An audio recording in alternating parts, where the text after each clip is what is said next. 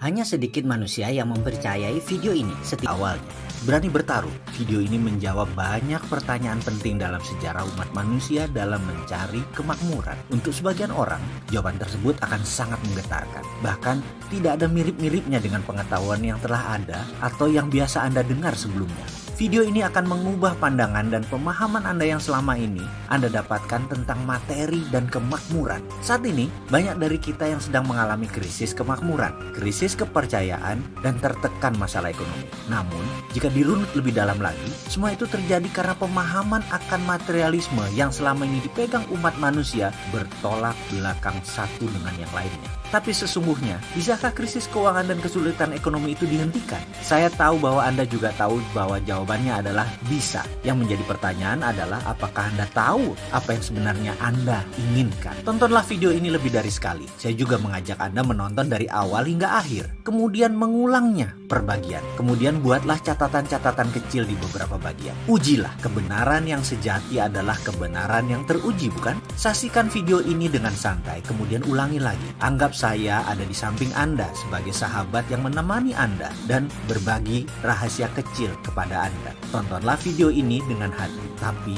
pastikan gunakan lebih dari satu hati. Hati-hati. Banyak informasi dalam kehidupan ini, terutama dalam mencari kemakmuran, menjadi tidak akurat setelah Anda menonton video ini. Tetapi garansi, pasti hasilnya lebih baik. Itulah jawaban mengapa dunia sekarang dalam bahaya yang sangat besar. Karena kemakmuran seakan tidak bisa dicapai oleh semua orang. Hanya segelintir orang yang kebetulan bernasib baik memperolehnya. Kembali pilihan ini ada pada kita. Siapkah Anda menulis sejarah hidup Anda? Kita mulai dengan otak sama, nasib beda. Ketika berbicara soal kemakmuran, prosperity conscious atau kesadaran kaya selalu menjadi hal pertama yang saya bahas adalah kata-kata. Ini menekankan bahwa cara kerja otak adalah pilihan. Jadi bagaimana Anda memprogram otak Anda untuk menjadi seorang yang kaya, Andalah yang menentukan. Artinya kaya itu pilihan. Siapa yang ingin mendapatkannya pasti dapat, karena kaya itu hak semua orang. Ini sekilas fakta tentang otak. Bangsa manapun di dunia, ukuran otaknya, baik ukuran panjang syarafnya,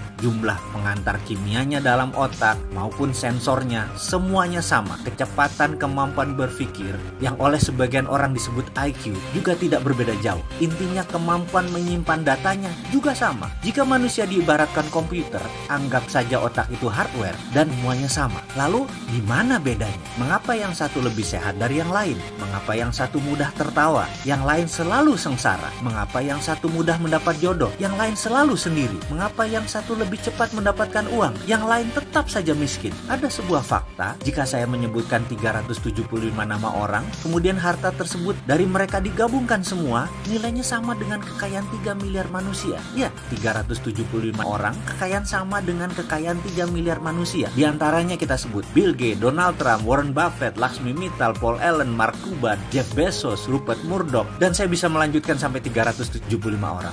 Orang-orang seperti mereka ini memiliki jumlah kekayaan sama dengan 3 miliar manusia digabungkan. Jadi kesimpulan, otak sama, nasibnya beda. Nasib, ini batu sandungan pertama. Ada sebuah sistem pada manusia yang namanya belief system atau sistem keyakinan. Ini ditanam di subconscious atau di pikiran bawah sadar seseorang. Jika sudah ditanam di posisi ini, untuk mengubahnya perlu teknik khusus. Kalau menggunakan cara biasa tidak akan pernah berubah. Misalnya kebiasaan merokok. Maaf ya, saya mengambil contoh merokok karena mudah dipahami. Saya tidak merokok, tapi saya bukan anti orang perokok. Prinsip saya merokok itu baik, tidak merokok itu lebih baik. Itu hanya sebuah pemahaman dan pengambilan posisi dalam melihat sesuatu. Kembali ke merokok sebagai contoh. Dalam iklan televisi dikatakan secara vulgar, merokok bisa menyebabkan kanker, gagal janin, penyakit paru-paru, dan lain sebagainya. Apakah dibaca oleh setiap perokok? Iya, namun apakah mereka lantas berhenti merokok karena takut akan peringatan tersebut? Tidak juga. Mengapa? Itulah kerja otak. Otak conscious yang menguasai informasi pengetahuan hanya menguasai 12% dari sebuah tindakan. Subconscious, bawah sadarnya 88%. Informasi tadi hanya menempel di conscious, tidak menjadi gerak karena dalam database otak, subconscious menyatakan merokok itu nikmat. Jadi itulah yang terus dilakukan olehnya, merokok.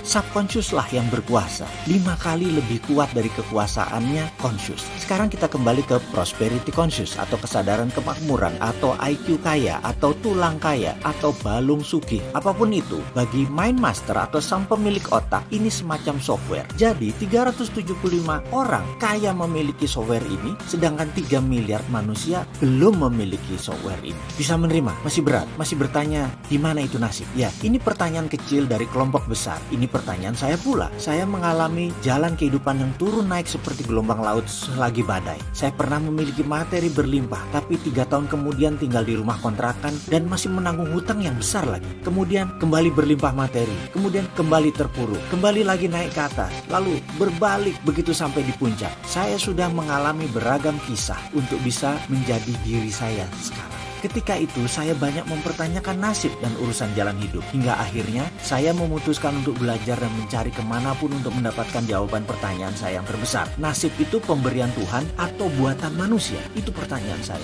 Saya tidak kaget jika pertanyaan itu membuat Anda memutuskan berhenti menonton video ini hingga di chapter ini. Karena belief system Anda menyatakan rezeki sudah ada yang mengatur. Sementara kalau diteruskan ternyata rezeki itu manusia yang mengatur. Yang selama ini kita kenal dan melaksanakan sesuai sistem Tuhan. Ini sungguh menyesakkan, bukan? Tapi kalau itu kebenaran yang terjadi, bagaimana? Izinkan kosongkan gelas Anda. Ke depan akan ada banyak hal yang menyesakkan dada Anda. Saya tetap akan melanjutkan kisah dalam video berikutnya untuk Anda sahabat semua. Karena saya tahu sekali, fakta bisa merubah kebenaran. Ya, kebenaran Anda akan ditantang ke batas ujung dengan fakta-fakta yang akan saya berikan. Beranikah Anda meneruskan video selanjutnya?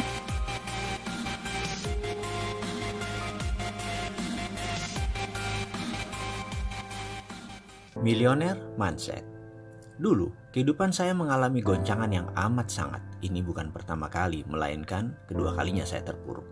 Tapi yang kedua ini sangat dahsyat. Seluruh harta saya hilang dan hutang saya menumpuk. Ketika itu saya masih memiliki beragam bisnis, tetapi dalam masa hampir bersamaan, shit happen alias kesialan beruntun terjadi dalam kehidupan saya. Money changer saya kecurian hingga 2 kali dalam 3 bulan.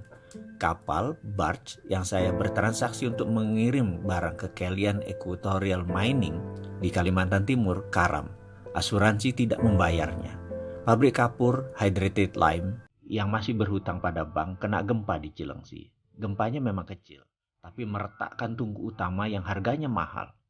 Traktor di kuari kapur meluncur tak terkendali menabrak silo pabrik. Asuransi juga tidak menggantinya. Ditambah lagi bank pembiayaan kami yaitu PDFCI ditutup BPPN di tengah krisis keuangan yang berkepanjangan kala itu. Harga bahan baku mendadak naik 200% yaitu harga gas. Perusahaan saya pun terpaksa file for bankruptcy. Semua musibah ini terjadi dalam kurun waktu 2 tahun yaitu tahun 1999 dan 2001. Kerugian tak tanggung-tanggung. Mobil hilang semua, rumah 3 hilang semua. Masih berhutang 9 digit lagi. Setiap saat, setiap hari emosi saya memuncak. Makan keluarga, bayar sewa, uang sekolah anak membuat panik dan marah. Mau bekerja di mana? Kapan hutang terbayar? Bagaimana untuk hidup? Demikian segala hal itu berkecamuk di kepala saya. Dikejar debt collector, dikejar hukum, dikejar BPPN, dan juga dikejar teman investor yang marah dan kecewa dengan saya. Bayangkan betapa kusutnya situasi saya saat itu. Di tengah keputusasaan, siang itu saya langsung memandang langit dan bicara langsung kepada Allah Subhanahu wa Ta'ala, Tuhan yang saya percayai 100%. Saya katakan kepadanya bahwa saya putus asa dan hidup saya sudah diambang frustrasi. Saya marah sekali kepada semuanya. Saya menuduh kehidupan ini tidak adil. Saya merasa telah melaksanakan seluruh ajaran agama. Saya teringat betapa tertibnya saya puasa Senin Kemis selama 5 tahun. Saya tidak putus sholat malam. Selalu tahajud setiap malam. Jangankan peribadatan yang wajib-wajib, yang sunnah saya laksanakan semua. Hitungan zakat, hitungan sedekah, saya tidak 2,5% lagi. Saya mendirikan panti asuhan, mengelola 8 panti, menampung 400 anak yatim dalam kurun waktu 5 tahun kala itu. Itu semua saya laksanakan dengan tulus, dengan keindahan munajat. Namun, ketika kebangkrutan beruntun selama 2 tahun tanpa jeda, tanpa belas kasihan terjadi pada saya mempertanyakan, apa bukti ketaatan dengan kenyataan yang saya dapati? Jujur, saya marah kepada Tuhan. Waktu itu, saya protes, bahkan sempat muncul keraguan dalam hati saya mempertanyakan keadilan Tuhan. Saya bertanya kepadanya, mengapa musibah ini terjadi kepada saya? Apalagi yang kurang dari saya? sehingga saya pantas menerima ini semua. Mengapa rasanya hidup ini kejam dan sadis sekali? Pertanyaan-pertanyaan itu terus berputar dalam diri saya. Akhirnya saya mulai menjauh dari Tuhan. Jangankan sunnah, yang wajib pun mulai saya tinggalkan karena saya meragukan semua tentang ajaran kebenaran agama saya. Saya bertanya namun tidak ada jawaban. Saya kesal, saya murka. Permasalahan ekonomi ini akhirnya berimbas pada rumah tangga dan pernikahan pertama saya waktu itu. Istri saya kembali ke rumah mertua. Kemudian saat itu anak saya yang tertua demam, panasnya 39 derajat Celcius dan sudah tidak gerak banyak. Adiknya pun mengalami hal yang sama. Mereka masih balita, baru berumur 4 tahun dan 2 tahun. Listrik di rumah padam. PLN tidak mampu bayar. Tidak ada makanan, tidak ada uang di tangan. Dan setiap saat ada telepon isinya penagih hutang-hutang saya. Saya berutang pada lebih dari 5 institusi keuangan, lebih dari 60 individu. Dari utang yang berjumlah hanya 1 juta hingga miliaran rupiah. Puncaknya, suatu hari saya ditelepon oleh seorang pemberi hutang yang mungkin sudah muak dengan saya. Dengan kasar dia bilang akan mendatangi rumah saya sore ini dan dia akan tagih dengan apapun resikonya. Kalau tidak bayar, dia akan paksa. Gaya bicaranya sudah seperti preman. Tumpah darah pun dia siap, katanya. Saya tidak ada pilihan, hanya bisa melakukan satu hal. Saya bertahan habis-habisan, saya asah pisau. Saya sudah tidak sanggup lagi dan bersiap untuk kemungkinan terburuk. Kalau memang orang itu menantang bertumpah darah, terpaksa saya lawan. Saat itu rasanya saya siap membantai orang. Saya sudah tidak peduli lagi apa yang akan terjadi. Saya sudah tidak punya apa-apa, bahkan harga diri pun saya tidak punya. Saya siap mati. Kedua anak saya yang demam membujur lemas di lantai beralaskan hanya bed cover. Bukan tempat tidur, udah dijual tempat tidurnya. Yang satu minum dari botol air tajin, air beras. Yang satu hanya diam dengan botol air mineral yang tidak diminumnya. Saya hanya menatap kosong. Ke dokter tidak bisa, tidak ada jalan lain saya menuju ke dokter. Karena itulah, begitu ada yang menantang harga diri saya sudah tidak punya apa-apa lagi. Saya siap jiwa raga. Dia yang menagih, kalau datang mencari ribut, saya bunuh. Itu pikiran laknat yang sempat terlintas dalam benak saya. Saat itu saya berpikir, toh dia orang rantau, keluarganya tak ada yang tahu, teman pun tak banyak. Kalau saya terpaksa bunuh dia, saya kubur di halaman belakang. Tidak ada yang tahu juga, rasanya saya benar-benar sudah dirasuki dajjal. Saya kumpulkan barang-barang di sekitar saya dan saya pakai untuk membantai orang ini. Benda tajam, benda keras, benda panjang, semua saya siapkan. Saya umpetin di mana-mana. Saya tahu sekali bagaimana menggunakannya dan saya tahu sekali di mana sudut ruangan yang saya bisa pergunakan. Intinya saya panik aja segila-gilanya manusia.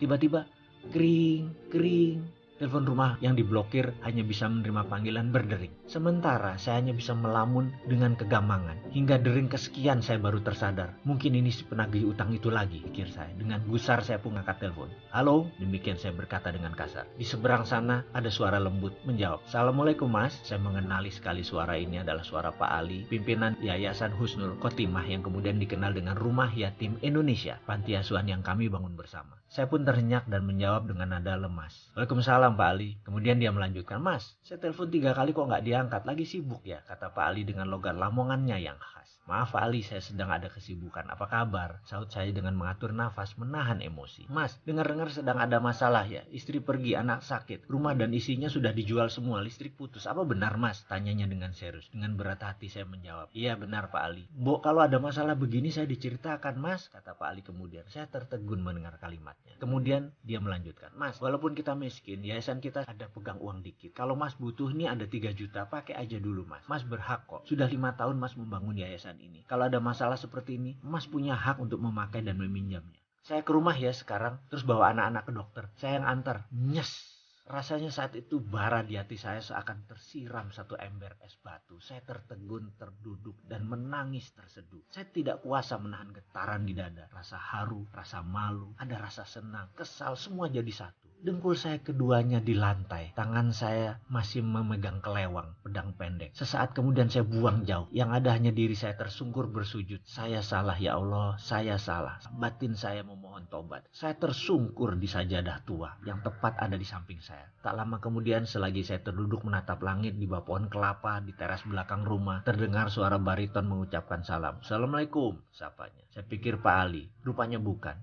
Dia rupanya tadi orang yang menagih utang dan menantang saya. Saya pun menjawab, Waalaikumsalam. Begini Pak, utang Bapak 10 juta, apa bisa saya ambil sekarang? Saya hanya berkata, anak saya sakit. Saya perlu uang untuk biaya anak saya. Sebentar lagi ada uang 3 juta datang. Terserah Mas, mau ambil berapa Mas atur. Kalimat itu mengalir tanpa saya rancang. Marah saya sudah hilang, saya pasrah saja. Oh begitu Pak, katanya dengan nada datar. Anak Bapak sakit dua-duanya, yang berbaring di dalam itu ya? Katanya sambil menengokkan kepala ke arah ruang tengah. Iya, saya jawab singkat. Oh maaf kalau gitu, saya nggak tahu Pak kalau Bapak anaknya sakit. Sebaiknya Bapak urus mereka. Uang saya gampang, saya pamit dulu deh. Besok kabari saya Pak. Urusan utang gampang, yang penting keluarga dulu. Begitu katanya tanpa basa-basi dan tanpa diduga-duga. Dia pun pamit pergi dan saya masih di posisi kebingungan. Lunglai di ujung bangku di bawah pohon. Tubuh saya berkeringat. Saya memaksa diri untuk bangun dan mengikuti dirinya dari belakang sambil memanggilnya. Mas, saya pasti bayar utang saya hanya butuh waktu. Maafkan saya ya Mas kalau saya kasar dan panik, itu kata saya. Ketika dia berbalik badan, saya julurkan tangan saya yang kemudian dia sambut dengan jabatan erat dan senyum di bibirnya. Dia berkata, iya Pak, saya juga minta maaf. Saya salah Mas, kata saya. Saya berutang tapi tidak berkemampuan. Saya janji Mas, saya bayar. Tak lama setelah dia pergi datang Pak Ali dengan kijang tuanya. Tanpa basa-basi langsung saya peluk dia. Pak Ali, syukron, terima kasih, itu kata saya. Ayo ke dokter Mas, aku bawa Fatur, Mas gendong Aska, ajaknya singkat. Setelah 2 tahun dihajar musibah yang merusak keyakinan saya, akhirnya saat itu saya menyadari satu hal. Semua masalah yang saya alami berasal dari diri saya. Hal lain di luar diri saya hanyalah pelengkap. Saya langsung berdoa, maafkan saya ya Allah, ampuni saya. Engkau begitu mulia dan saya selama ini salah memandangmu. Saya sadar bahwa saya sendirilah yang harus bertanggung jawab dan menyelesaikan semua ini. Sayalah yang incar sepenuhnya. Maafkan saya yang telah meragukan kekuasaan-Mu ya Allah. Saya memilih berdamai dengan Allah. Saya memilih memulai sesuatu dengan kesadaran penuh untuk mengubah nasib saya, menulis ulang sejarah hidup saya. Saya mendapatkan semacam pemahaman baru bahwa cara berpikir selama ini tidak bekerja dengan benar. Buktinya saya rugi, buktinya saya bangkrut, buktinya semua orang menjauh. Akhirnya saya harus merubah cara pikir saya. Itu ada dalam benak saya. Saya harus berubah. Saya harus kemana dan bagaimana saya mengubahnya? Itu pertanyaannya. Berkali-kali saya bertanya dalam diri saya. Tak lama setelah menjual rumah, saya pindah ke rumah kontrakan yang sempit. Suatu sore, tetangga rumah kontrakan saya pulang kantor. Kaca mobilnya terbuka separuh. Dia rupanya ingin membuang sesuatu, mungkin sampah. Agaknya dia tidak melihat saya berdiri di sisi jalan tersebut. Mungkin karena maghrib pencahayaannya mulai samar. Mungkin juga dia tidak fokus karena mengumpulkan barang yang akan dibuang. Bruk, tiba-tiba segumpal kertas jatuh tepat di kaki saya. Entah mengapa saya tergerak memungutnya dengan tulisan yang berwarna merah mengkilat. Setelah saya membuka lipatannya, saya membaca kertas tersebut, ternyata brosur Millionaire Mindset Training di Australia. Saya merasa aneh dan terkejut. Inikah jawaban doa yang saya panjat?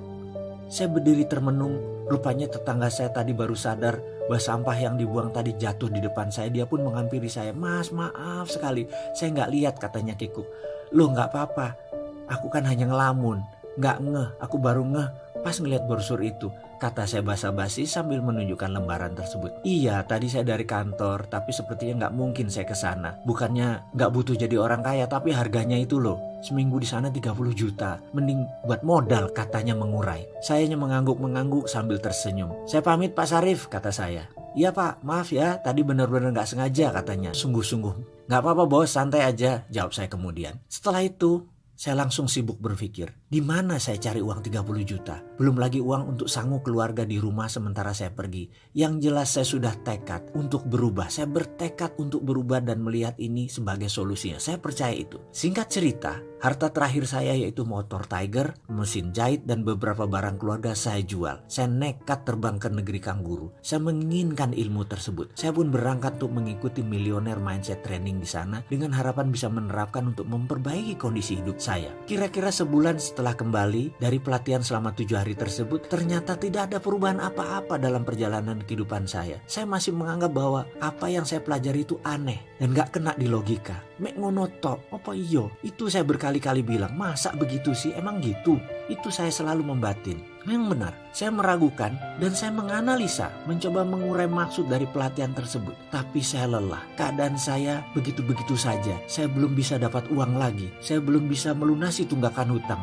Saya belum bisa merubah nasib saya. Apakah saya harus belajar lagi? Saya mencoba mengingat mundur pengalaman hidup saya. Semua itu terjadi di usia 28 tahun. Benar, saya merasa seakan berjalan di jalan bebas hambatan. Semua mudah, semua gampang. Pada saat itu saya bahkan menggampangi proses. Namun saat ini justru proseslah merupakan hal yang paling saya hormati. Barulah sejak di usia 28 tahunan kehidupan saya mengalami pasang surut yang luar biasa. Baik dari masalah pribadi, masalah spiritual, ketuhanan, masalah rumah tangga, masalah parenting, masalah keuangan. Dikala saya berpikir laut itu berair tenang, saya memilih mengangkat jangkar dan mengembangkan layar ke sebuah tujuan yang pasti, yaitu ingin sukses. Dengan tujuan yang hanya satu arah, yaitu ke depan. Sebuah kesombongan yang saya bayar sangat mahal, sangat melelahkan, penuh duka, air mata, dan keringat. Ternyata laut di depan tidak semanis gelombang di pantai. Di dalam perjalanan ombak besar, angin kencang,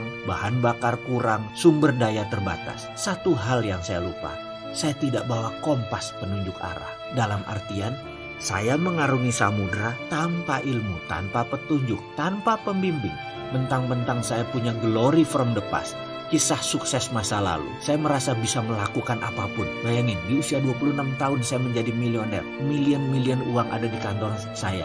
Masih muda, tapi dalam 28 tahun semua berbeda. Dalam 30 tahun mendadak semua bergeser. Itulah biang masalah saya di masa depannya sejak keputusan saya mengarungi samudera. Hingga sampailah saya ke titik di mana kapal saya akhirnya karam di dasar samudera. Sementara badan saya terdampar di pulau kecil sendirian dengan kebutuhan dasar seadanya. Saya hanya diam, meratap pun tidak bisa, air mata habis, tenaga tak punya, yang ada hanya nafas di badan. Itu pun setiap tarikan nafas terasa sesak, seakan-akan dada ini mau meledak karena terisi oleh rasa kesal, lelah, marah, dan kecewa. Karena itu, ketika saya memutuskan untuk berubah, artinya saya tidak mau melakukan semuanya dengan cara yang sama seperti masa lalu. Saya harus melakukan dengan cara yang berbeda. Karena itulah saya memutuskan bahwa saya harus berilmu agar saya memiliki platform atau pondasi baru, terutama cara saya berpikir. Ibaratnya, saya bukan hanya perlu belajar dan menginstall software baru, tapi OS atau operating systemnya harus saya reset untuk bisa tergabung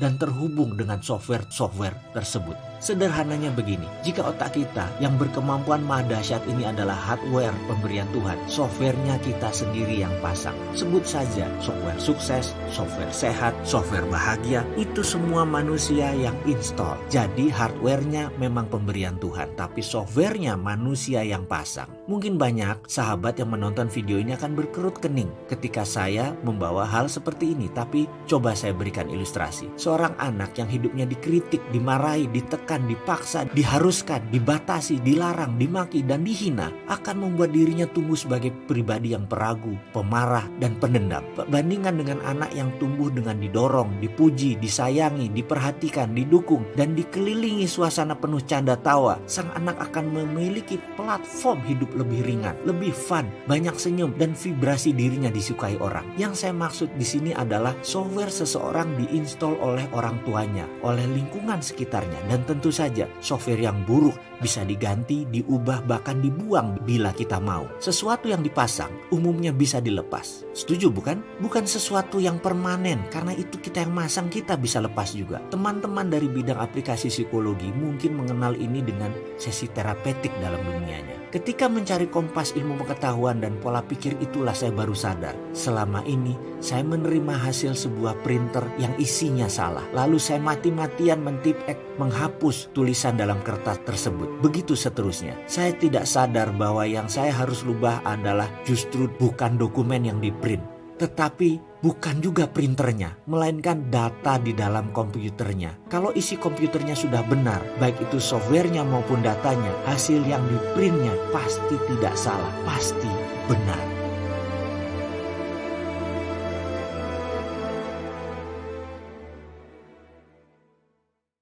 Lepaskan beban yang tak perlu. Suatu hari, Yudi, mitra bisnis saya di Money Changer, menelpon. "Bro, sorry nih, kita bisa ketemuan nggak?" Katanya dengan suara bergetar. Saya kenal sekali suara orang ketika sedang panik. Saya pun mengiyakan, walaupun itu hari Minggu dan masih suasana libur lebaran. Singkat kata, Yudi hadir di depan saya dan terlihat bingung. Setelah mengatur nafas yang terburu-buru, akhirnya dia memberanikan diri mulai bicara. "Begini bos, saya kemarin transaksi dolar di bank sebanyak 100.000 dolar. Ternyata kita ketipu. Duit tersebut dibawa kabur." Dia mengurai pelan-pelan. Saya terhenyak kaget mendapatkan berita itu. Namun, saya berusaha tetap tenang dan membiarkan dia melanjutkan ceritanya. Begini, ada seorang nelpon saya minta $100.000.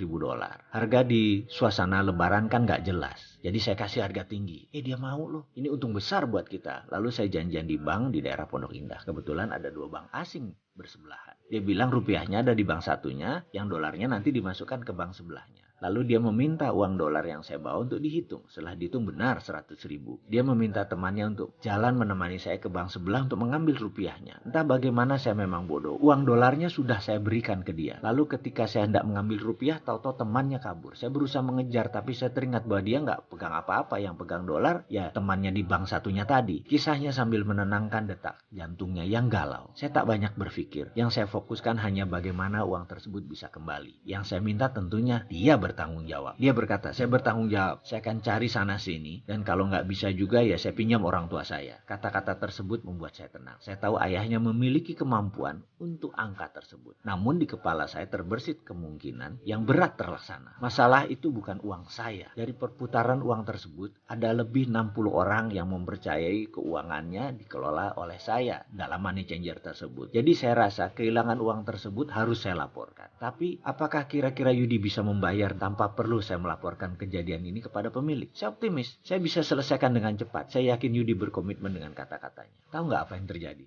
Setelah itu Yudi hilang di telan bumi. Dia pergi tanpa tanggung jawab, menghilang. Kata orang dia pindah ke Sulawesi Tengah tanpa pesan. Tinggallah saya menahan marah tak terhingga. Saya harus menghadapi para pemilik modal dan pastinya saya harus bertanggung jawab mengembalikan uang mereka. Hal ini membuat hati saya terluka, kesal, kecewa, marah. Bukan saya yang berbuat tapi saya yang harus menanggungnya. Belum lagi ini hanyalah satu di antara puluhan peristiwa yang membuat saya jatuh bangkrut pada tahun itu. Ketika saya teringat Yudi, muka saya murka, wajah saya memerah dan saya kecewa. Kemana mencari orang seperti begini? Dan kalaupun dia datang tapi nggak mau bayar atau tidak mau tanggung jawab, saya bisa apa? Dalam renungan saya melewati hari-hari di rumah, saya teringat kembali Yudi dan kembali saya marah. Namun ada pelajaran yang saya dapat di salah satu workshop. Katanya, jika saya masih memendam marah pada seseorang atau sesuatu, saya akan terkena looping, memutar di tempat dalam pikiran dan hati saya dan tidak akan keluar sampai saya melepas hal tersebut dalam pikiran saya. Benar, saya harus melepas kemelut dalam pikiran.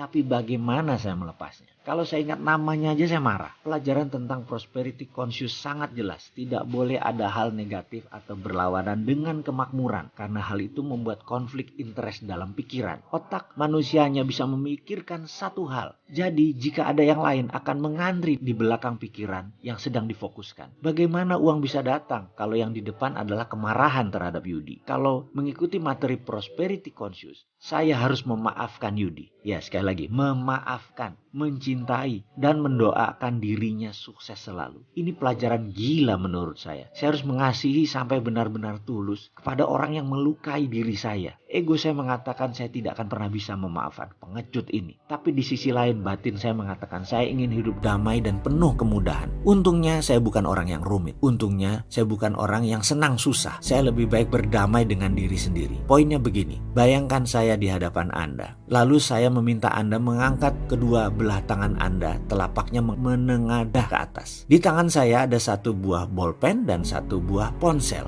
Bolpen saya letakkan di tangan kiri Anda. Ponsel saya letakkan di tangan kanan Anda. Dan kemudian saya akan bertanya kepada Anda sahabat, mana yang lebih berat? Anda pasti mengatakan ponsel di tangan kanan yang lebih berat. Lalu saya angkat ponsel tersebut dan saya letakkan di meja. Bolpen masih di tangan kiri Anda. Lalu saya bertanya sekali lagi kepada Anda sahabat, bolpen ini ringan kan daripada ponsel? Anda pasti jawab benar. Lalu saya akan bertanya, bagaimana jika bolpen di tangan kiri ini Anda pegang 5 jam ke depan? Apakah bisa? Tentu Anda akan bilang, berat menahan bolpen selama 5 jam di tangan. Pertanyaan saya adalah, yang berat itu bolpennya atau lamanya? Anda pasti menjawab lamanya. Nah, inilah yang saya maksud dengan masalah saya tadi. Jika saya menggenggam terus kemarahan dengan Yudi, maka semakin diulang semakin memberat. Semakin lama saya pegang semakin berat. Saat itu juga saya memutuskan untuk menjalankan apa yang saya pelajari, yaitu forgiving. of others. Saya memutuskan untuk mencintai Yudi dengan tulus dan utuh. Saya bawa dalam doa. Setiap saat saya teringat Yudi, saya doakan dia. Saya lupakan semua peristiwa yang telah dia lakukan. Saya lupa berapa lama saya melakukannya. Saya hanya ingat yang ada hanya ketulusan. Saya sudah mengikhlaskan semuanya. Suatu hari ada telepon di ujung jauh. Waktu itu belum ada handphone, masih handphone rumah. Handphone rumah berbunyi. Ternyata Yudi menghubungi saya. Dia meminta saya menyempatkan waktu bertemu ayahnya yang sedang sekarat di rumah sakit di Bilangan Cempaka Putih, Jakarta. Saya mendengar keseriusan suaranya dan saya pun setuju mengunjungi ayahnya yang kala itu di ICU. Saya kenal ayahnya dan saya heran ayahnya minta saya datang. Yudi kemudian menjemput saya dan mengawali dengan basa-basi singkat. Kami pun menuju rumah sakit. Dalam perjalanan, Yudi cerita bahwa ayahnya bertanya apakah Yudi punya masalah. Yudi pun menceritakan peristiwa tertipunya uang money changers waktu itu, yang kemudian dia kabur. Ternyata ayahnya berkata kepada Yudi, kalau kamu tidak melunasi kewajiban tersebut, kamu tidak saya anggap anak. Demikian ayahnya berkata dalam keadaan sakitnya di ICU. Karena itu Yudi memutuskan untuk membawa saya menghadap ayahnya di malam itu. Saya datang di hadapan ayahnya yang hanya bisa dihadiri orang terbatas. Saya berdiri tepat di samping sang ayah. Saya dengar Yudi berkata lirih, Pak, saya janji akan melunasi utang saya kepada Wowi. Ini Wowi sudah hadir di samping Papa. Mohon maafin saya, Pak. Kemudian dia berpaling ke saya. Maafin saya, Wi. Saya janji akan melunasi utang semuanya. Suaranya yang terbata-bata dan perlahan itu ternyata bisa membuat sang ayah terbangun.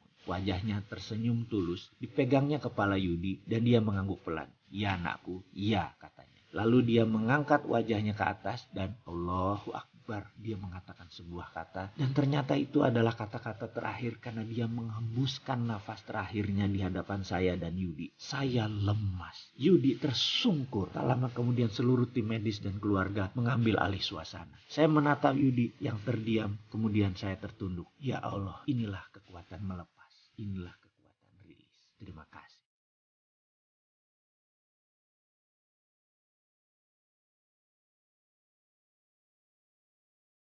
Pertanyakan keyakinan Anda. Jika keyakinan tidak diuji, maka keyakinanlah yang akan menguji Anda. Pada sebuah hukum keyakinan, apapun yang Anda yakini dengan penuh akan menjadi kenyataan. Anda selalu berjalan sesuai dengan keyakinan Anda. Anda selalu berjalan konsisten dengan keyakinan Anda, tidak peduli benar atau salah. Semua yang Anda yakini saat ini adalah hasil sebuah proses pembelajaran selama kehidupan Anda kemarin. Namun, begitu keyakinan tersebut jalan di tempat, pada saat ini Anda wajib memiliki keyakinan baru. Bagaimana membentuk keyakinan baru tersebut? Milikilah keyakinan yang sejalan dengan kemajuan. Ingat, keyakinan Anda sangat menentukan kehidupan nyata Anda. Anda bukan mempercayai yang Anda lihat, tetapi Anda melihat apa yang Anda yakini. Dan ketahuilah, keyakinan yang paling berbahaya adalah kepercayaan yang membatasi diri atau self-limiting belief. Ini adalah jenis keyakinan terhadap diri Anda, terhadap potensi Anda yang menghambat Anda. Banyaknya keyakinan seperti ini adalah keyakinan yang Anda terima tanpa melihat kebenarannya. Hanya kumpulan pemikiran orang sekitar Anda yang Anda angguk. Misalnya ada sebuah situasi lalu Anda bilang, ya itu kan hanya untuk orang kaya bukan untuk kita. Atau ngapain sukses atau kaya kalau nggak bahagia? Hidup kan yang penting bahagia. Atau Anda menyatakan begini, ini informasi apaan sih? Paling sama aja ngajarin ilmu tapi susah dipraktekin. Perhatikan 3 kalimat tersebut. Pernyataan pertama membuktikan bahwa dalam pikiran Anda memilih berjarak dengan kekayaan, berjarak dengan kesuksesan. Anda memilih diri Anda tidak layak untuk sukses.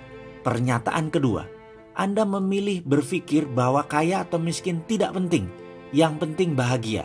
Anda berpikir bahwa kaya itu merepotkan, bahwa kaya itu menjadi ancaman. Namun, dalam kondisi tidak kaya, Anda akan sering digoda dengan kenyamanan orang kaya, sehingga kekesalan Anda memuncak atas usaha mencari kebahagiaan yang tersandung-sandung. Pernyataan ketiga, Anda menyatakan lelah atas banyaknya peluang yang mendatangi Anda karena permintaan Anda untuk sukses, tetapi Anda tidak mencapainya. Artinya, Anda menolak untuk sukses. Dalam benak Anda, sukses itu susah, jadi lebih baik stop belajar.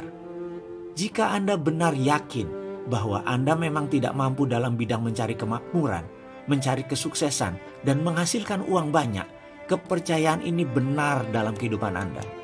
Saya berani jujur mengatakan karena dulu saya berpikir seperti itu, sehingga saya memutuskan untuk merubahnya.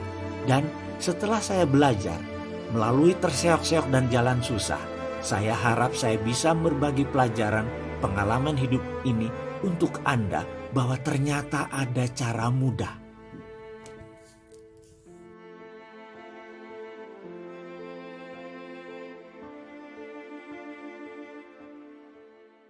Magnet hidup. Dalam dunia fisika ada hukum daya tarik yang kita kenal dengan istilah magnet hidup. Nah, Anda adalah magnet hidup dan pikiran Anda adalah motornya. Artinya, Anda akan menarik orang-orang, peluang-peluang, dan keadaan yang serasi dengan pemikiran-pemikiran dominan Anda ke dalam kehidupan Anda. Intinya, sekali lagi, semua yang datang ke Anda adalah Anda yang menariknya. Jika memikirkan pemikiran-pemikiran yang positif, optimis, penuh kasih sayang, dan menyukseskan, Anda akan menciptakan medan magnet yang menarik. Seperti halnya besi terhadap magnet, apapun yang Anda pikirkan akan tertarik dalam hidup Anda. Hukum ini menjelaskan mengapa Anda tidak perlu merisaukan dari mana Anda memperoleh hal-hal yang baik-baik dari diri Anda. Jika Anda membuat diri Anda benar-benar terfokus pada apa yang Anda inginkan dan menghilangkan pemikiran-pemikiran tentang apa yang tidak Anda inginkan, dengan sendirinya Anda akan menarik segala sesuatu yang Anda perlukan untuk mencapai tujuan-tujuan Anda. Tepat ketika Anda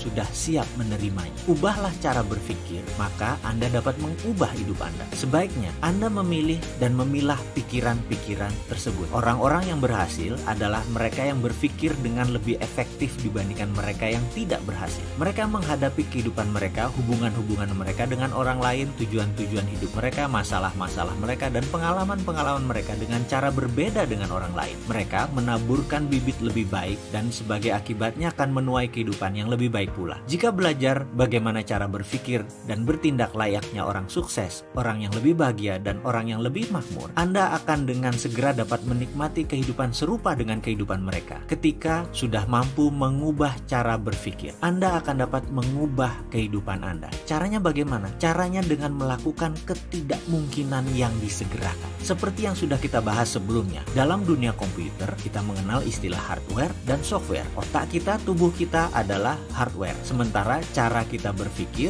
adalah software. Software itu terbagi dua, ada OS atau operating system dan ada aplikasi. Misalnya operating systemnya adalah Microsoft Windows, aplikasinya adalah Adobe Photoshop. Maka kita bisa menggunakan software tersebut untuk mengubah-ubah foto sesuai keinginan kita. Nah, dalam kehidupan ada software aplikasi juga, misalnya software bahagia, software sehat, software sukses, software santun, dan lain sebagainya. Manusia terlahir tanpa software aplikasi. Perjalanan hidupnya lah yang membuat berbagai macam software tadi secara perlahan dipasang dengan peristiwa-peristiwa berulang dan berbagai informasi yang mengelilinginya. Yang menjadi masalah biasanya adalah OS atau operating systemnya tidak bisa mengaplikasikan softwarenya. Misalnya OS-nya Android, aplikasinya Corel Draw. Itu tidak akan bisa jalan programnya dengan baik. Dalam kehidupan, operating system adalah sistem keyakinan Anda atau belief system Anda. Adapun sukses, bahagia, sehat, senyum, musik, olahraga, bekerja, memasak, ikhlas, ringan tangan adalah software yang harus diinstal, yang harus masuk dengan sengaja, dengan pilihan sadar. Yang menjadi pertanyaan sekarang, kenalkah Anda dengan operating system Anda? Kenalkah Anda dengan belief system Anda? Kenalkah Anda dengan software aplikasi Anda? Hal ini mungkin menjawab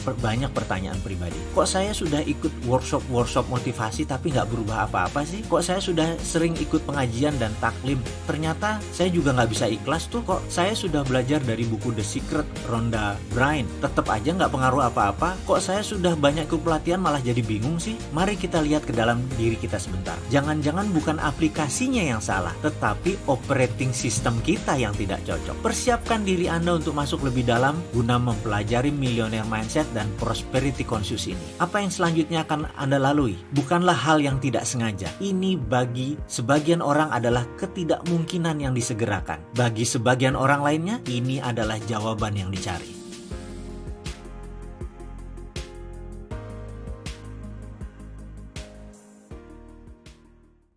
Suatu hari, sehabis olahraga, istri saya nyeletuk, "Ya, sudah deh, nggak usah ikut pilates sama bunda ya, nggak konsen deh kayaknya." Kebetulan saya memang ingin membentuk perut rata, dan katanya gerakan pilates sangat efektif untuk membuang lemak di perut. Yang jadi masalah buat saya, atau buat istri saya kali ya, di dalam olahraga bersama tadi instruktur pilatesnya cuantik dan orang terkenal, yaitu sahabat istri saya, seorang artis papan atas. Jadi daripada nggak konsen, lebih baik daftar di fitness club dekat rumah aja. Demikian komentar istri saya. Ya sudah, saya nurut saja, aman, hemat waktu, dan pastinya nggak membuat istri deg-degan. Dan kalau dipikir-pikir, memang membentuk perut rata ini benar-benar sulit. Rasanya sudah seminggu 3 kali melakukan sit up dan do the 100 dengan pilates. Tetap saja lemak sekitar perut sulit hilang, dan itu sudah tahunan saya lakukan. Sculpturing atau memahat diri sebagai motivasi sehat benar-benar harus sabar. Waktunya bisa tahunan dan harus terus dipertahankan. Olahraga itu persis seperti perkawinan. Kita pertahankan terus selamanya, bukan hanya sesekali. Bayangkan, membentuk tubuh agar otot terlihat pas menempel pada tulang kita, itu sulit. Padahal bukan membentuk tubuh seperti otot binaragawan. Kita hanya ingin hilangkan lemak. Kita ingin badan kita kering, semacam Bruce Lee deh, lekukan otot keluar secukupnya. Nah, apalagi membentuk pikiran. Gak gampang loh membentuk pikiran. Bagaimana olahraganya? Benar, selain tubuh, ada satu hal yang juga harus dibentuk dengan indah, yaitu pikiran. Untuk membentuknya, kita lebih lama daripada memahat tubuh karena wujudnya tidak terlihat langsung, tapi terasa. Bagaimana membentuk pikiran yang selalu indah, selalu positif? Bagaimana membentuk pikiran selalu riang? Bagaimana mendapatkan rezeki selalu mudah? Tanamkan pikiran dalam benak Anda bahwa Anda adalah sebuah mahakarya. Itu yang dimulai. Oke, kita mulai dengan apa? Tanamkan dalam pikiran bahwa Anda adalah sebuah mahakarya. Anda pasti tahu kota Florence di Italia terdapat sebuah museum istimewa yang sengaja dibangun bagi sebuah patung David yang diciptakan oleh Michelangelo beberapa ratus tahun yang lalu. Patung itu barangkali termasuk sebuah karya patung paling indah di dunia. Banyak pengunjung yang berkomentar ketika berada di sana secara fisik di dalam ruangan bersama patung tersebut bahwa ini adalah sebuah pengalaman yang tidak akan pernah terlupakan. Cerita tentang pembuatan patung David sangat menarik dan mengandung pelajaran berharga. Dulu, Michelangelo diminta secara khusus oleh keluarga Medicis untuk menciptakan sebuah patung yang akan diletakkan di alun-alun kota Florence. Keluarga Medicis merupakan salah satu keluarga kaya raya dan terpandang di Italia pada zaman tersebut. Sebuah pesanan khusus dari keluarga Medicis bukan berarti sebuah tugas sederhana, tapi sebuah kehormatan besar. Pesanan seperti itu juga sebuah tugas yang tidak dapat ditolak oleh siapapun. Selama 2 tahun penuh, Michelangelo mencari sebongkah batu yang dapat dia pergunakan untuk menciptakan sebuah mahakarya bagi keluarga Medicis. Akhirnya di pinggir sebuah jalan di Florence, separuh tertutup semak belukar dan tertimbun lumpur, dia menemukan batu yang dia inginkan. Sebongkah batu pualam besar di atas sebuah titian kayu. Batu tersebut bertahun-tahun sebelumnya telah diangkut dari pegunungan, tapi tidak pernah dipergunakan orang. Michelangelo telah melalui jalan itu berkali-kali, tetapi kali ini dia berhenti dan menatap batu tersebut lebih dekat lagi. Ketika dia maju mundur mengamati bongkah pualam tersebut, dengan jelas dia mendapatkan bayangan patung David dan melihatnya di dalam batu tersebut secara utuh, secara keseluruhan. Sang seniman pun dengan segera membawa bongkahan pualam tersebut ke studionya yang cukup jauh dari tempat batu tersebut. Dia kemudian memulai pekerjaan yang panjang dan berat, yaitu memalu dan memahat. Diperlukan 2 tahun penuh baginya untuk bekerja menciptakan gambaran kasar batu tersebut. Dia kemudian menyisihkan palu dan pahatnya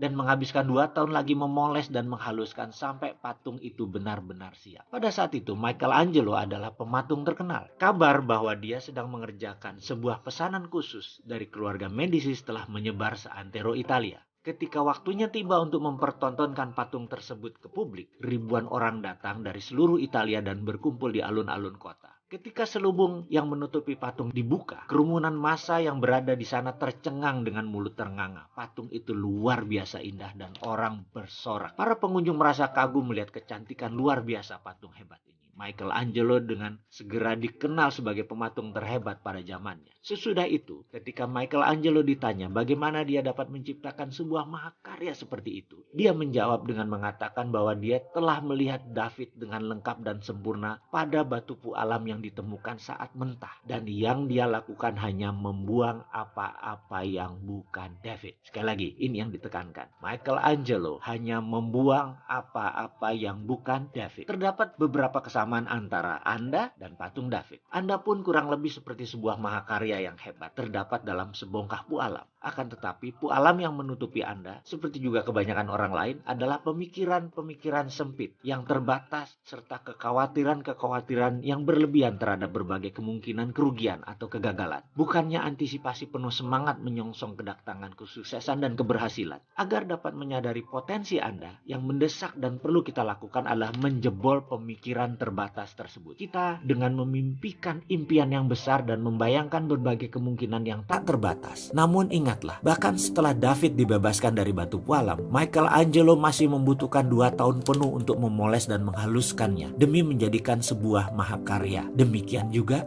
kita yang harus terus-menerus melakukan pemolesan, penghalusan, belajar, berlatih selama berhari-hari, berminggu-minggu, berbulan-bulan, bahkan bertahun-tahun demi mengembangkan dan mengeluarkan semua bakat dan kebiasaan sukses yang terdapat jauh di dalam diri kita. Menyambung video di awal, tujuan membentuk perut rata bagi pria seperti saya yang berada di pertengahan usia 50-an merupakan hal yang sulit. Setidaknya begitulah menurut saya. Bahkan untuk memotivasi saya selalu mengatakan memasang target mirip dengan mereka yang seusia saya namun memiliki badan yang fit. Mereka itu adalah seperti Tom Cruise, Brad Pitt, Shah Rukh Khan. Mereka seumur dengan saya dan mereka idola saya. Aneh memang, menurut pendapat beberapa teman saya memasang foto-foto mereka hanya untuk memotivasi, hanya untuk membentuk tubuh saya. Demikian juga foto-foto orang-orang sukses yang kaya, yang sejahtera, yang hidupnya lebih bahagia, yang hidupnya lebih soleh, itu pun terpampang banyak di rumah saya demi membuat pikiran saya seperti mereka. Itu adalah cara memotivasi diri agar rajin olahraga dan agar rajin membentuk efek pikiran yang sehat. Untuk memahat tubuh, untuk memahat pikiran, semua memerlukan motivasi. Lalu bagaimana agar pikiran lebih cepat terbentuk? Saksikan video berikutnya.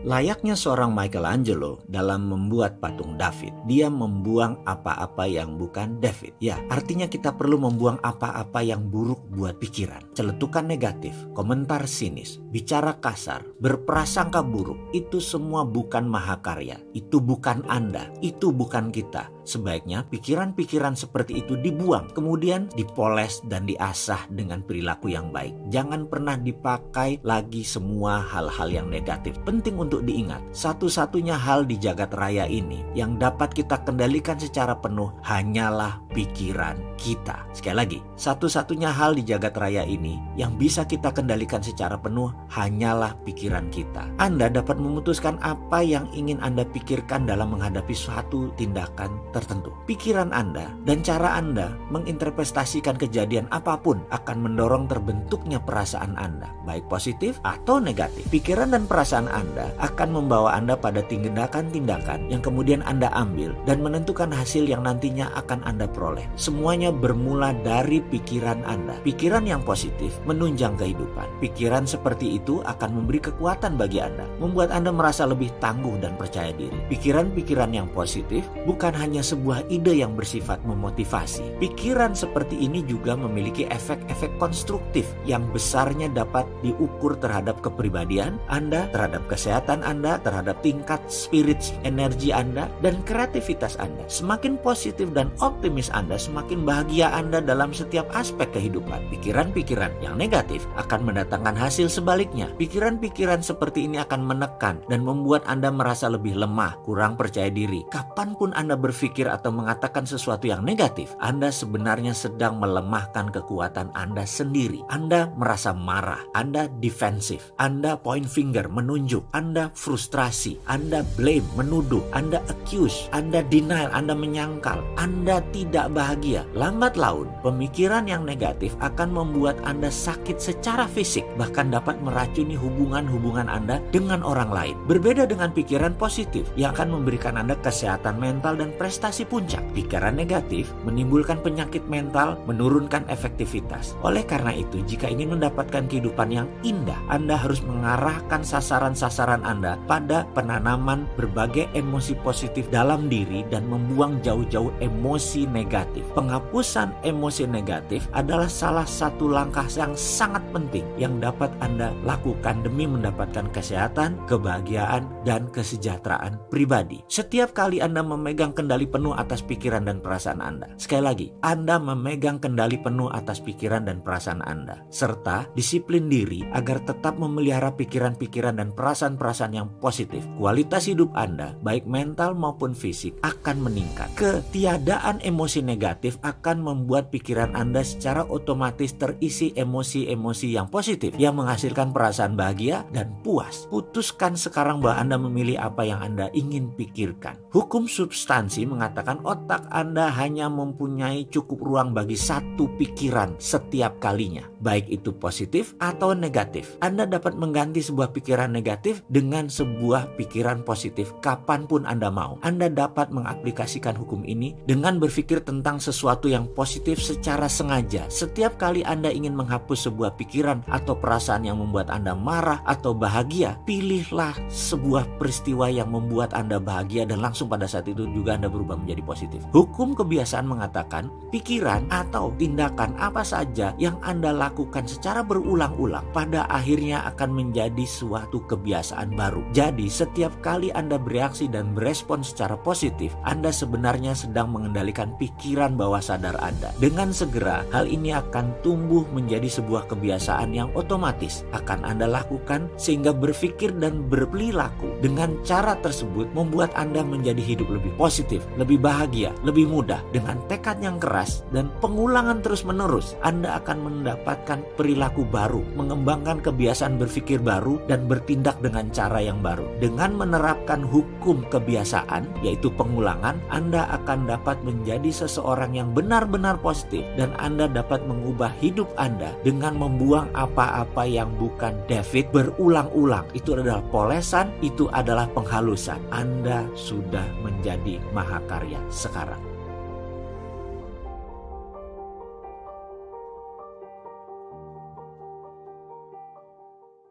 Anda tercipta untuk sukses. Secara keseluruhan, Anda adalah makhluk manusia yang terlahir sempurna. Setiap orang pada dasarnya baik dan diberi hak untuk menjadi lebih baik, berhak mendapat kesuksesan dan kebahagiaan. Begitu pula Anda. Anda berhak memperoleh hubungan dengan pasangan yang berbahagia, kesehatan yang sempurna. Anda berhak untuk memperoleh pekerjaan yang layak dan kehidupan berkecukupan dengan limpahan finansial. Ini semua hak asasi Anda. Semuanya adalah paket yang Anda sudah miliki sejak awal. Anda diciptakan untuk mendapatkan kesuksesan. Anda didesain memiliki self-esteem atau rasa percaya diri. Anda diciptakan memiliki self-respect atau hormat atas diri sendiri, kebanggaan atas diri sendiri. Anda adalah masterpiece, sebuah mahakarya yang tidak ada duanya. Tidak ada yang sama persis dengan Anda. Anda diciptakan sebagai co-creator to God atau pencipta nomor 2 setelah Tuhan. Anda memiliki bakat dan kemampuan terpendam yang menakjubkan. Gali dan pertemukan semua potensi itu, maka Anda akan memperoleh apa yang Anda impikan. Be careful of what you wish for. Itu benar. Hati-hati dengan apa yang Anda inginkan dan Anda ucapkan. Bersama video ini saya persembahkan, saya sudah membuktikan ini semua dalam perjalanan hidup saya. Sekarang giliran Anda. Ketahuilah, Anda hidup di zaman yang sangat mengagumkan, zaman yang paling hebat dalam sejarah umat manusia. Anda dikelilingi oleh banyak peluang yang Anda dapat manfaatkan untuk meraih impian-impian Anda. Semua alat penunjangnya pun lengkap. Satu-satunya batas nyata yang menjadi penghalang Anda untuk mencapai adalah batasan-batasan yang ada dalam diri Anda sendiri. Batasan yang di dalam pikiran Anda sendiri, hasil pemikiran Anda sendiri. Padahal masa depan Anda sesungguhnya terbuka, lebar, dan nyaris tak terbatas. Ingatlah bahwa walaupun kita tidak bisa menemukan kata-kata yang tepat atau kalimat yang indah, Tuhan tetap mengerti niat dan doa umat-Nya.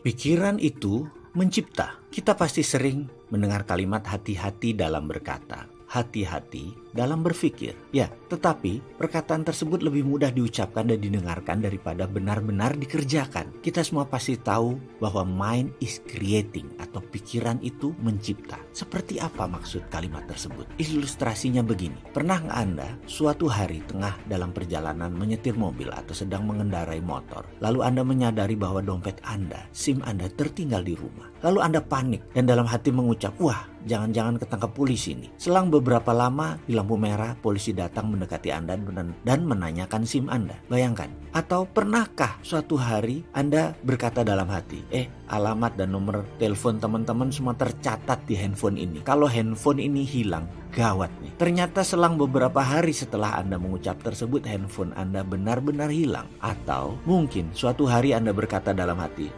kayaknya ini kunci rumah satu-satunya nih. Atau kayaknya ini kunci mobil cuma satu nih, nggak ada cadangan, kalau hilang bisa berabe. Besoknya kunci tersebut ketinggalan di dalam mobil dalam keadaan terkunci. Anda bisa bayangkan kenapa hal itu bisa terjadi. Dari cerita-cerita tersebut, kesannya ketika kita mengatakan atau bahkan sekedar memikirkan sebuah kekhawatiran dan ketakutan, kalimat itu seakan memberi getaran ke alam semesta. Pada contoh pertama misalnya, kita memberi sinyal dan menggetarkan dawai di hati polisi. Dan benarlah getaran tersebut direspon oleh Pak Polisi tersebut. Atau satu contoh lagi, apakah Anda pernah memiliki atau sekedar menina bobokan bayi? Getaran dari diri kita terbaca dengan mudah oleh sang bayi. Misalnya, dia di suatu malam, katakanlah jam 2 malam terbangun, kaget dan menangis keras. Kita juga ikut terbangun karena suara tangis sang bayi. Kemudian dia kita gendong. Kita mencoba menenangkannya. Lalu ketika sang bayi kita tenangkan, justru menangisnya lebih keras. Apa efeknya begitu sang bayi menangis lebih keras? Anda pun panik. Dan semakin Anda panik, bayi tersebut menangisnya tambah keras, yang kemudian membuat Anda tambah panik lagi. Jadi solusinya bagaimana? Akan lebih baik jika Anda mencoba menenangkan diri sendiri terlebih dahulu. Beri sang bayi getaran bahagia,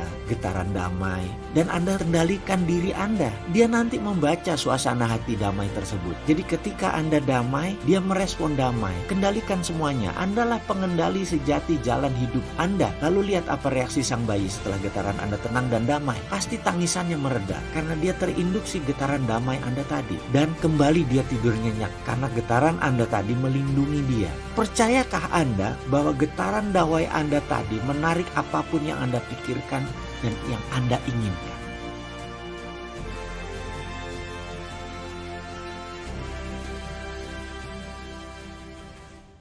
Pahami cara kerja otak Anda. Memahami cara kerja otak cukup rumit. Ya, rumit karena jalur-jalur peta yang kompleks, syaraf-syaraf neuron yang jumlahnya jutaan dan panjangnya bisa mencapai ratusan kilometer jika disambung-sambung. Jaringan pusat nerve system pengendali kimia-kimia tubuh yang menentukan banyak hal seperti tindakan-tindakan yang diambil, perasaan-perasaan yang timbul, hingga bayangan-bayangan dalam pikiran. Demikian unik dan ajaib. Kemudian ada yang namanya persepsi atau paradigma atau bagaimana manusia memandang dunia. Itu semua mempengaruhi tindak tanduk hasil dan masa depan seseorang. Otak manusia terdiri atas ribuan sambungan, tempat berjalannya sel-sel listrik di dalam otak. Ketika kita belum mempelajari sesuatu hal, di antara sambungan-sambungan itu ada celah yang memisahkannya. Sebuah celah yang tampak kecil akan jadi seperti jurang kalau kita bandingkan dengan kehidupan di muka bumi. Ketika kita mempelajari sesuatu hal, sel listrik dalam jaringan tersebut akan mencoba melompati celah tersebut. Melompat menuju jaringan di depannya. Butuh tenaga ekstra untuk melompat, apalagi lompatan pertama kali. Misalnya, Anda belajar mengemudikan mobil. Anda butuh waktu untuk menjadi terampil. Butuh waktu, tapi lama-lama akan semakin mudah mempelajarinya. Mengapa? Karena setelah lompatan pertama, sel tadi juga akan membangun jalan perintis bagi sel listrik lainnya yang akan melompat juga ketika kita kembali mempelajari hal yang sama. Semakin kita rajin mengulangi hal tersebut, jalan perintis tadi semakin lama semakin baik dan pada akhirnya menjadi kokoh. Celah tadi pun tertutup dan terciptalah sesuatu sambungan baru. Saat itu kita telah berhasil menjadi keterampilan dalam hal yang berulang kali kita pelajari dan kita lakukan. Mengapa? Karena sel-sel listrik otak tak perlu lagi melompat menyeberangi celah. Jembatan telah kokoh berdiri. Itulah mengapa orang yang awalnya tidak bisa kemudian belajar dengan keras akhirnya mulai terbiasa. Lama-lama malah menjadi terampil apabila ia terus belajar di bidang yang sama, dia pun akan menjadi ahli di bidang tersebut karena ia telah membangun jembatan yang kokoh hingga sel-sel listrik di otaknya bisa berjalan dengan mudah. Celah tersebut dikenal dengan istilah synapse gaps atau RAS, Reticular Activating System. Inilah yang menjembatani pikiran atas sadar dan pikiran bawah sadar. Sesuatu yang di dalam pikiran bawah sadarlah yang menjalani hidup kita dalam wujud tindakan dan pengalaman. Semua terjadi di otak kanan, pengalaman, memori, dan rasa. Bagaimana kalau informasi, tulisan, atau perkataan misalnya? Ini faktanya tentang kerja otak dan pikiran. Kata-kata dan informasi selalu masuk ke otak kiri terlebih dahulu, dianalisa, diulang-ulang, kemudian masuk ke kanan, dibuka RAS, lalu menjadi tindakan. Ilustrasinya begini. Misalnya Anda membaca koran pagi ini diberitakan bahwa harga BBM premium akan menaik harganya menjadi 20.000 per liter. Informasi tersebut masuk ke otak kiri, lalu dianalisa. Kemudian baru kita mulai membandingkan, dalam kurung menghakimi. Kemudian terbayang dan terimajinasi, dan ini ada di otak kanan. Wah, jangan-jangan sudah gila nih pemerintah. Sudah dipilih rakyat, sekarang main naikin harga begitu aja. Mungkin begitu batin Anda. Emosi dan imajinasi Anda tersebut ada di otak kanan. Informasi yang sudah berpindah, begitu emosi tercipta, gelombang RAS tersambung, lompatan neuron otak cepat terbentuk. Tindakan yang dipilih misalnya demo. Inilah contoh bahwa otak kiri menerima informasi, pindah ke kanan, ditambah imajinasi, terbangun bayangan emosi seperti bahagia, sedih, suka, dan takjub misalnya, maka RAS terbuka menjadi nilai baru dalam pikiran dan landasan atas sebuah perbuatan terjadi. Contoh lain, bayangkan jika Anda adalah seorang yang memiliki tabungan di bank 10 miliar, lalu Anda membaca informasi bahwa harga premium tadi menjadi 20.000 per liter. Maka informasi tetap masuk ke otak kiri dan dianalisa. Karena Anda tahu hal itu tidak mempengaruhi ekonomi Anda apapun, Anda masih punya uang banyak, Anda punya uang 10 miliar, Anda pun tidak membayangkan apa-apa. Data tidak pindah ke kanan secara ekstrim. Tentu tidak terjadi tindakan apapun. Sudah, Anda terus aja baca korannya. Anda orang kaya kok, tidak pengaruh harga 20.000 per liter bagi kendaraan Anda tentunya. Kembali ke contoh pertama. Perbedaan data peta otak membedakan tindakan. Jika seorang ibu rumah tangga menerima informasi bahwa harga premium menjadi 20.000 per liter, akan berbeda dengan seorang politikus lawan atau oposisi dari incumbent yang berkuasa. Atau seorang pedagang asongan menerima informasi naiknya harga BBM tadi, berbeda dengan buruh pabrik, berbeda dengan guru sekolah dasar, berbeda pula dengan para pemuda LSM. Disinilah indahnya hidup, disinilah seninya hidup. Suatu hari saya mengikuti sebuah workshop. Hari pertama 110 orang hadir dari 10 negara. Ada warga India, Australia, Filipina, Malaysia, Kamboja, Hong Kong, Jepang, Amerika, dan terakhir dari Irak. Saya satu-satunya dari Indonesia. Hari pertama perkenalan, masing-masing menceritakan jalan hidup mereka. Kami saling berbagi sedetil mungkin, serinci mungkin. Persis seperti film drama. Ceritanya seram-seram dan menegangkan. Ada yang mulai taruhan nyawa, ada yang anggotanya meninggal terbunuh karena anggota mafia. Semua tegang dan menegangkan. Dan ada seorang bapak usianya 55 tahun. Selama 40 tahun dia bekerja hanya untuk membayar hutang. Ada juga yang bangkrut berhutang dengan geng mafia. Ada yang dikejar-kejar triad mafia Hong Kong dan seluruh keluarganya dibunuh oleh mafia tersebut. Ada yang ditipu habis-habisan oleh keluarganya sendiri. Sulit dibayangkan jalan cerita kehidupan mereka. Bahkan 100 kali saya mendengar cerita masing-masing, 100 kali pula saya menangis. Karena duka, pengalaman, lara, dan pengalaman menyedihkan mereka semua yang belangsak hidupnya. Saya tentu tidak boleh menceritakan rinci cerita mereka, karena itu merupakan rahasia di antara kami para peserta. Ibaratnya, kami ini sudah menjadi saudara sependeritaan, atau bahasa kerennya common sorrow. Jalan hidup saya, jika dibandingkan dengan cerita mereka, menjadi tidak sebanding alias tidak ada apa-apanya. Hari berikutnya, sang instruktur menceritakan jalan hidup mereka. Sama saja awalnya, kusut semua. Mereka berlima dan masih muda, yang paling tua saat itu umurnya 35 tahun. Namun rekening mereka adalah 6 juta dolar yang paling sedikit. Itu saya berkali-kali bilang, Cuk, ini anak-anak tajir semua nih yang ngajarin kita. Tapi nggak apa-apa, itulah walk the talk, alias mereka melakukan apa yang mereka katakan. Workshop itu namanya Millionaire Mindset, diajari oleh milioner.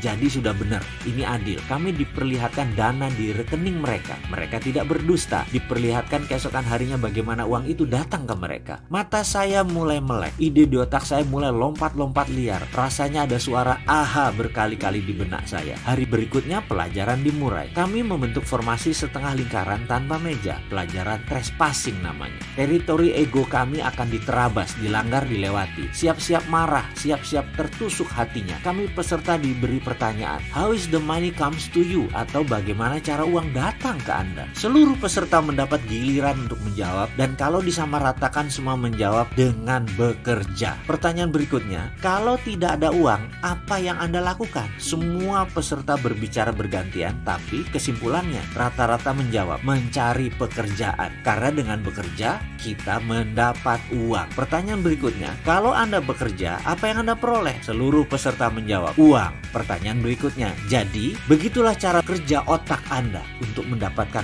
uang, Anda harus bekerja. Kita stop sebentar. Ada yang salah dari pertanyaan tersebut? Tentu tidak, bukan? Inilah pertanyaan dan pernyataan selanjutnya. Bisakah Anda tidak bekerja tapi dapat uang? Otak saya krap, macet. Kemudian terdengar suara instruktur melanjutkan, oke, jadi Anda berpikir bahwa uang datang kalau bekerja, dan kalau tidak punya uang, Anda perlu mencari pekerjaan. Lalu Anda pikir Anda akan mendapatkan uang, padahal itu hanya untuk menyambung hidup. Di akhir bulan, uang Anda habis lagi, dan Anda bekerja lagi. Begitulah roda kehidupan yang Anda putar. Benar? Otak saya berhenti. Rasanya tidak ada yang salah. Bukankah itu pemahaman yang umum? Uang didapat dengan bekerja. Nggak kerja, ya nggak dapat duit. Bukan begitu? Kemudian pertanyaan berikutnya agak menohok saya. Anda bertuhan, Mr. Mardigu. Anda percaya Tuhan? Saya jawab, ya tentu saja. Tuhan Anda bisa apa? Tanyanya lagi. Waduh, kalau ini bukan pelajaran trespassing, pasti saya sudah ngamuk ini. Saya jawab, Tuhan saya bisa segalanya dan tak terhingga. Jawab saya dengan nada tidak nyaman. Instrukturnya bernama Geoff. Itu mendekat. Tuhan Anda tak terhingga. Bisa melakukan apa saja. Bisa mengerjakan semuanya. Benar begitu? Sekarang minta kepada Tuhan Anda. Bisakah Anda meminta kepada Tuhanmu? Begini, Anda tetap di rumah, duduk dengan orang yang Anda cintai dan mencintai Anda, mengerjakan sesuatu yang Anda sukai dan Anda cintai, kemudian uangnya tak terhingga. Bisakah? Saya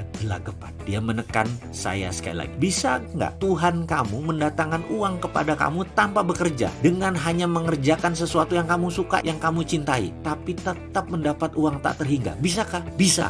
Langsung saya jawab dengan keras. Kenapa Anda nggak minta itu? Kenapa Anda nggak minta kepada Tuhan, ya Allah, saya mau berkumpul dengan orang yang saya cintai, mengerjakan sesuatu yang saya cintai, menyenangkan orang yang saya cintai, membuat bahagia, semakin pintar, membantu alam, dan mendapat uang tak terhingga. Mengapa Anda tidak meminta seperti itu? Mengapa tidak meletakkan doa itu di benak Anda, tetapi justru memilih yang repot, melelahkan, membuat frustrasi yang namanya bekerja? Ngapain? Katanya dengan nada tinggi dan mengeras. Saya tidak menjawab. Saya juga bingung. Kenapa saya mau dapat uang harus kerja? Kenapa nggak diam saja atau mengerjakan sesuatu yang enak, yang santai, dan saya sukai saja? Tapi kenyataannya kan orang harus bekerja juga, apapun itu.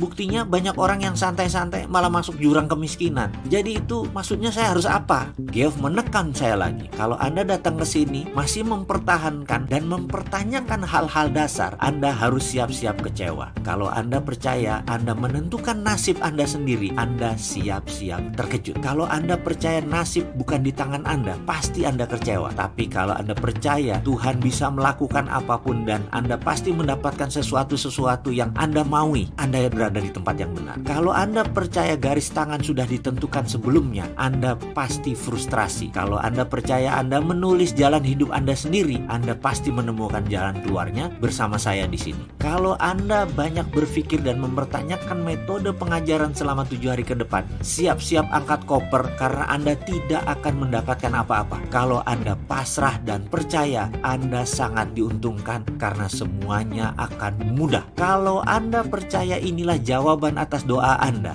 pasti menikmati setiap proses di kelas ini. Kalau Anda masih memegang kukuh belief system yang lama, Anda akan persis menjadi seperti Anda yang sekarang, langsak hidup Anda. Kalau Anda meruntuhkan seluruh bangunan Anda dan bersiap membangun fondasi belief system yang baru, siap-siap melihat Anda yang lebih baik sesuai dengan keinginan Anda. Urainya si Geoff panjang lebar. Kemudian nada suaranya melunak dan semakin pelan. Anda kesini sudah buang-buang waktu, membuang tenaga, membuang pikiran, membuang uang. Apa yang tersisa dari Anda hanya pola pikiran saja. Kalau Anda mau membuang pola tersebut, kita akan lanjutkan pelajarannya. Siap-siap akan sakit, siap-siap sakit hati. Karena semua yang Anda pegang selama ini harus dilepas. Wajib, bahkan kebenaran yang Anda pegang, yang Anda punyai, ditantang ke batas ujung. Diri Anda akan didorong ke batas yang membuat Anda merasa apakah mungkin, apakah masuk akal,